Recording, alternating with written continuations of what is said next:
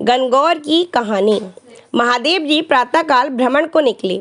पार्वती जी बोली मैं भी साथ चलूंगी। महादेव जी ने मना कर दिया, पर पार्वती जी जिद करने लगी और साथ चल दी। थोड़ी दूर जाकर उन्हें प्यास लगी। महादेव जी बोले मैंने पहले ही मना किया था, क्योंकि औरत जात को भूख और प्यास लगती ही है। कहीं तालाब हो तो देखें। एक तालाब पर पानी पीने पहुंची तो वहां देखा सखियां स्नान कर रही हैं। उन्होंने तब पानी पीने के लिए अपना पहला चुल्लू लिया, उसमें दूब निकली। दूसरा चुल्लू भरा तो उसमें फरा निकला। तीसरा चुल्लू भरा तो उसमें गुना निकला। पार्वती भी सोचने लगी कि पता नहीं क्या बात है, आज पानी पी ही नहीं पा रहे हैं, पानी में कुछ न कुछ निकल ही रहा है। उन्होंने सखियों से पूछा, आज क्या है, तुम इस समय स्नान क्यों कर रही हो? सखियां बोली, पार्वती जी आज तो हमारा गणगौर का व्रत है। पार्वती जी महादेव के पास जाकर बोली, आज तो हमारा गणगौर का व्रत है, हम व्रत करेंगे। महादेव जी ने कहा, यहाँ तो कोई जगह नहीं है, कैसे करोगी? पार्वती जी बोली, चाहे कुछ भी करो, मेरे लिए यहाँ मायका बना दो। महादेव जी ने अपनी माया से 2.5 दिन का मायका बना दिया। अपनी माया से माँ, बहन, भाभी सब बना दिए। पार्वती जी ने वहाँ व्रत रखा और महादेव जी ने खूब बढ़िया भोजन करा दिया।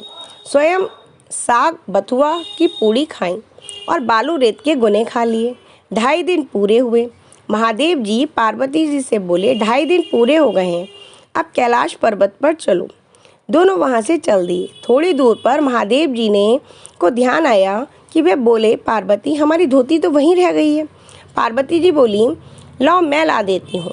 तब पार्वती जी वहाँ पहुँची तो देखा वहाँ तो कुछ था ही नहीं। एक मड़ैया पर धोती उड़ रही थी। एक ग्वाला गाय चरा रहा था। उसने पार्वती जी से पूछा, मैया यहाँ मेरा घर था, पीपल का पेड़ था।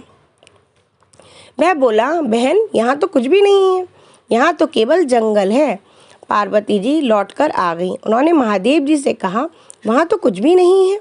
महादेव जी बोले, तुमने 2.5 दिन के लिए मायका मांगा था, तो हमने अपनी माया से वहाँ मायका बना दिया। पार्वती जी फिर महादेव जी से बोली, मैं तो सुहाग बांटूंगी।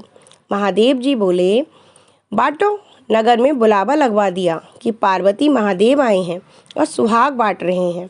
जब वह बात सबने सुनी तो नीची जाति के लोग दौड़े दौड़े चले आए। पार्वती जी ने सबको भर भर कर कूड़े बांट दिए। फिर बाद में बनिया ब्राह्मण आए। पार्वती जी ने महादेव जी से कहा, अब क्या करूं?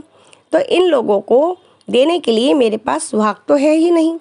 महादेव जी बोले, अपनी छंगुनियाँ काट कर सबके ऊपर छिड़क दो।